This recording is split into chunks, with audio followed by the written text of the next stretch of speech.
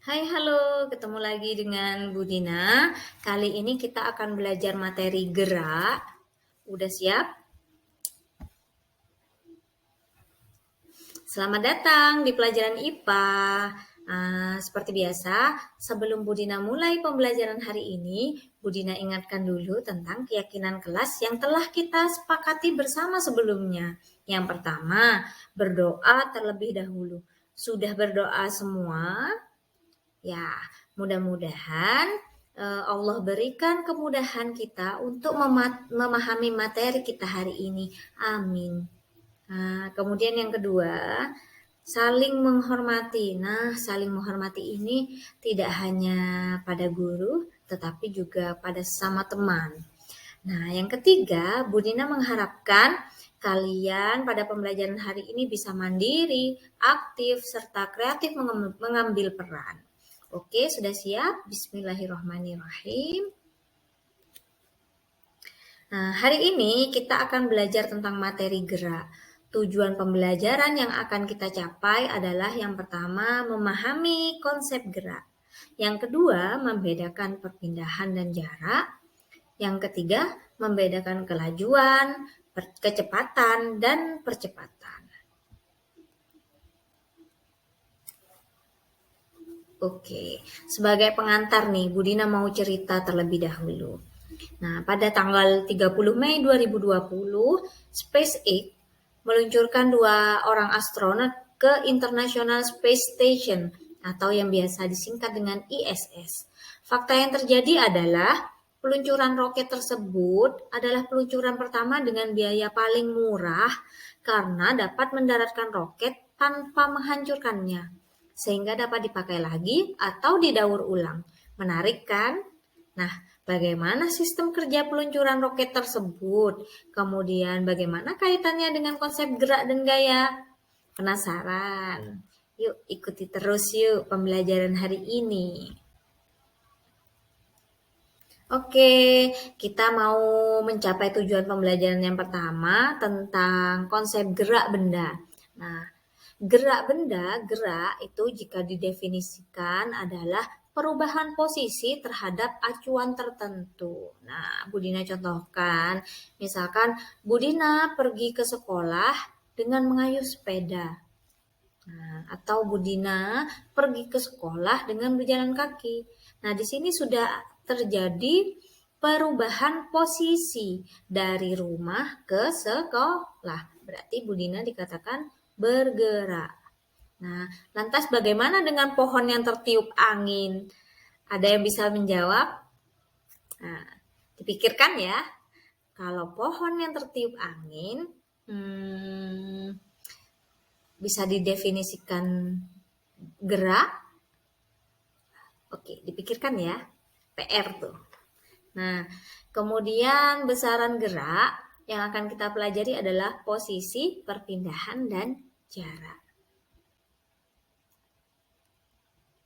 Nah, supaya kita paham dengan posisi, maka kita pelajari dulu tentang sumbu koordinat. Nah, perhatikan sumbu koordinat. Nah, sumbu koordinat ini pasti ada yang namanya sumbu X, ada yang namanya sumbu Y.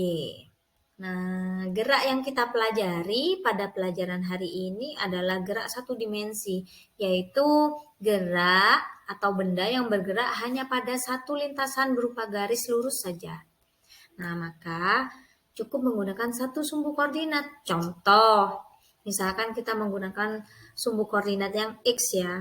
Nah, X ini berarti bergerak secara horizontal. Nah, kalau bergeraknya secara vertikal, maka kita gunakan lambang huruf Y. Reza berada di rumah sebagai posisi awal. Nah, kita sebut dengan X0. Posisi awal kita sebut dengan X0. Kemudian, Reza menuju ke sekolah sebagai posisi akhir yang kita sebut sebagai XT. Oke, lanjut ya. Perbedaan, perpindahan, dan jarak. Nah, Budina beri ilustrasi terlebih dahulu. Reza berangkat dari rumah menuju sekolah dengan X0 sebesar 0 meter. Jadi posisi awalnya berada pada 0 meter. Dan Nah, kan ke sekolah.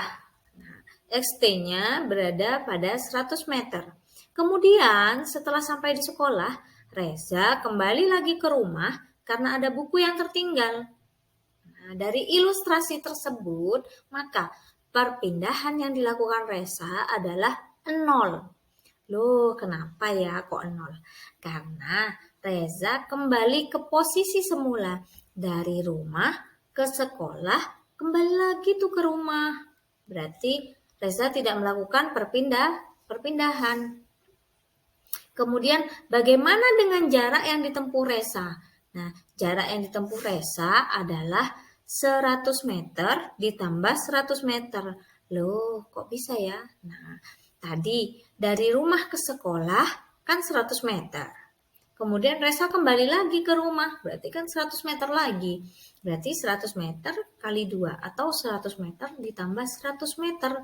Maka hasilnya 200 meter. Oke, next. Semuanya sejauh ini apakah sudah jelas? Nah, kalau masih kurang jelas, silahkan perhatikan ilustrasi berikut ya. Nah, menurut kalian, apakah orang pada ilustrasi tersebut melakukan perpindahan? Ayo dipikirkan dulu, pasti langsung jawabannya. Tidak melakukan perpindahan. Oke, mantap, betul. Nah, kenapa? Karena orangnya lari di tempat. Nah, selanjutnya, adakah jarak yang orang tersebut telah tempuh? Adakah jarak yang ditempuh oleh orang tersebut? Orangnya lari di tempat nih. Ya, berarti nggak ada jarak. Oke, next. Nah, sampai sini semoga semakin paham. Biar makin paham lagi, perhatikan ilustrasi yang berikut ini. Nah, itu ada gambar lapangan, ada anak yang berlari mengelilingi lapangannya. Nah, jadi di sini ilustrasinya begini. Ali berlari mengelilingi lapangan sebanyak 7 kali hingga berkeringat dan merasa lelah. Ali berangkat dari titik A, kembali ke titik A. Jika keliling lapangan adalah 200 meter, apakah Ali melakukan perpindahan? Ayo, Ali berangkat dari titik A, kembali ke titik A. Adakah perubahan posisi? Tentu tidak ada, karena tidak terjadi perubahan posisi atau Ali kembali ke posisinya yang semula, maka Ali dikatakan tidak melakukan perpindahan. Nah, selanjutnya, apakah ada jarak yang ditempuh oleh Ali? Nah, ada nggak jaraknya? Ada dong, kan Ali berkeliling lapangan sebanyak 7 kali. Nah, keliling lapangannya 200 meter. Satu keliling lapangan itu 200 meter. Berarti jarak yang ditempuh oleh Ali 200 meter dikali 7. Berapa tuh hasilnya? 1.400 meter. Oke, udah pinter semua. Next ya. Nah, kita menuju ke tujuan pembelajaran yang ketiga, yaitu tentang perbedaan kelajuan, kecepatan, dan percepatan. Nah, kelajuan di sini dituliskan sebagai besaran skalar. Nah, sementara kecepatan dan percepatan sebagai besaran vektor. Ya, masih ingat kan besaran skalar dan besaran vektor? Kalau besaran skalar itu berarti dia tidak punya arah, hanya punya nilai. Kalau besaran vektor berarti punya nilai dan punya arah. Nah, di sini kelajuan didefinisikan sebagai seberapa cepat jarak yang ditempuh tanpa memperhatikan arah. Ya, berarti besaran skalar ya. Nah, untuk kecepatan, besarnya perpindahan persatuan waktu. Perpindahan persatuan waktu. Nah, kalau percepatan berarti perubahan kecepatan dalam satuan waktu tertentu. Oke, kayaknya masih bingung. Jadi next dulu.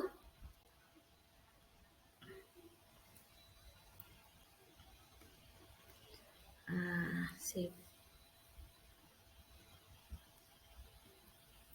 Ini yang pertama tentang kelajuan. Nah, Robi berlari menempuh jarak 210 meter dalam waktu 30 sekon.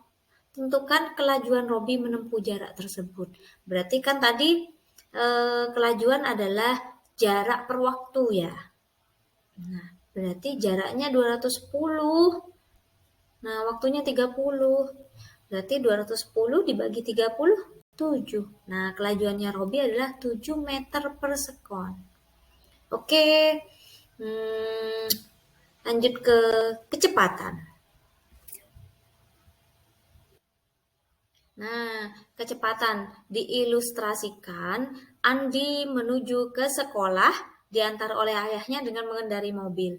Mobil tersebut mengalami perpindahan sejauh 6.000 meter.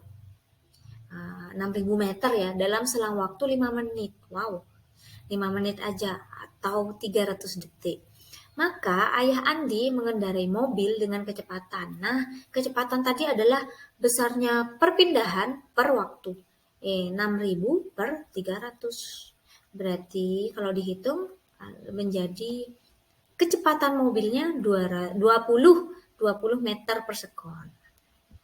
Oke, yang selanjutnya adalah percepatan ya.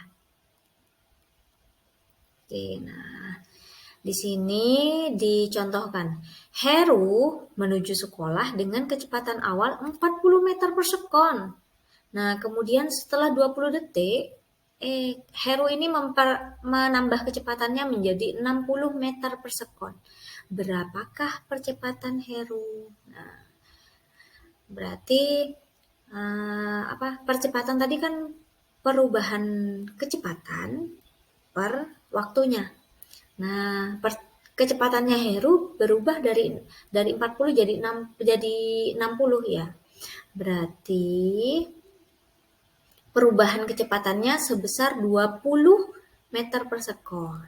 Nah, waktu tempuhnya 20 detik. Berarti 20 per 20 adalah 1 meter per sekon. Ini tipe ya. 1 meter per sekon persegi. Oke. Nah,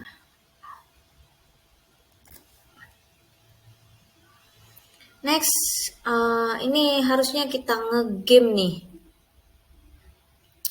Ngegamenya pakai EducaPlay. Sayang sekali ya kalau bentuk video begini, gamenya nggak bisa dimainin ya. Nggak bisa. Nah, nanti aja ya next. Kita ngegame, Budina beri linknya. Oke, next. Nah, terakhir kita refleksi dulu. Nah, pertanyaan yang pertama. Menurut kalian bagaimana bagian mana yang paling dipahami? Oke. Nah, setelah ini Budina beri link untuk menjawab pertanyaan pada Keyform karena ini berbentuk video. Kemudian pertanyaan yang kedua, menurut kalian bagian mana yang paling sulit dipahami?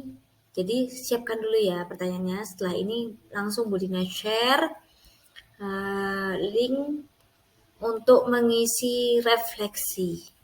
Kemudian pertanyaan ketiga, menurut kalian bagian mana yang paling menyenangkan? Nah, supaya terlihat menyenangkan, nanti link gamenya dan tadi bentuk roket juga Budina kirim link. Oke. Nah, kita sudah sampai pada kesimpulan nih. Jadi kesimpulan pembelajaran kita hari ini, jarak dan kelajuan adalah besaran skalar. Sementara percepatan adalah besaran vektor. Oke. Terima kasih telah bergabung di kelas hari ini. Sampai bertemu di pembelajaran selanjutnya untuk menjawab pertanyaan pengantar kita tentang roket tadi. Oke, sampai jumpa ya anak-anak. Tetap semangat. Salam dan bahagia.